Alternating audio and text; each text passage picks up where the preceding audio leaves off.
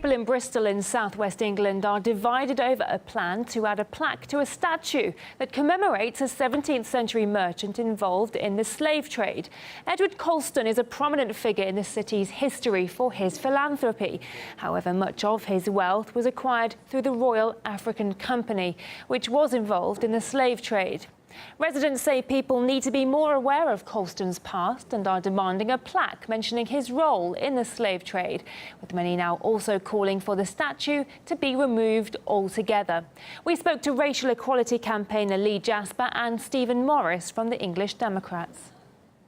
Why have we got the statue of a man who sold over millions of Africans into bondage and slavery, ripped African babies from their mother's breast, separated families, killed, maimed and murdered millions of Africans, but he gave some money to charity, so we should have a statue of him in our town square. We have to look at the full history of the slave trade, and this was going on for thousands of years before Europeans arrived, where Africans were enslaving Africans and selling them to the Arabs way before we got there.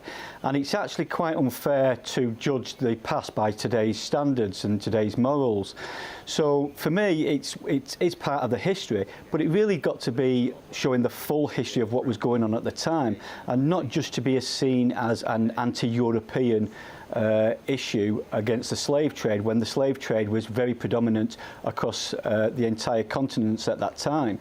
So for me, yeah, look at the history, but we've got to put it into context. Right. Actually, the 50 million people is an academic number that can go on James Baldwin's side and find out that the historians of the time are all consensual around that figure. So I think it's you need to get your facts straight. It all depends what the plaque's going to be saying, because you've got to put things into context of what was happening at the time. Now, your other guest has just gone on a complete and utter rant, and whatever point he was trying to put forward, and whatever argument he was trying to put forward has actually been lost in his actual rant. Now, your other guest has just gone on a complete and utter rant. This man is a racist dog. Rant. That's what that plaque should be saying. Whatever point he was trying to put forward, and if you're going to put a historic plaque there, then you have to make sure that you put it into context of what was happening around the world. We shouldn't be imagining and celebrating Colston. It should be either a Bristol museum of shame, which he can go in, and all the other colonial aspects and relics of the past can go in. But either way, it should be contextualised as the most horrific period in Bristol's history. You cannot judge historical events by today's standards. You have to look at what was going on at the time, and more blacks was enslaved by blacks than they were by the Europeans. So he needs to actually look and stop being very hypocritical. Why?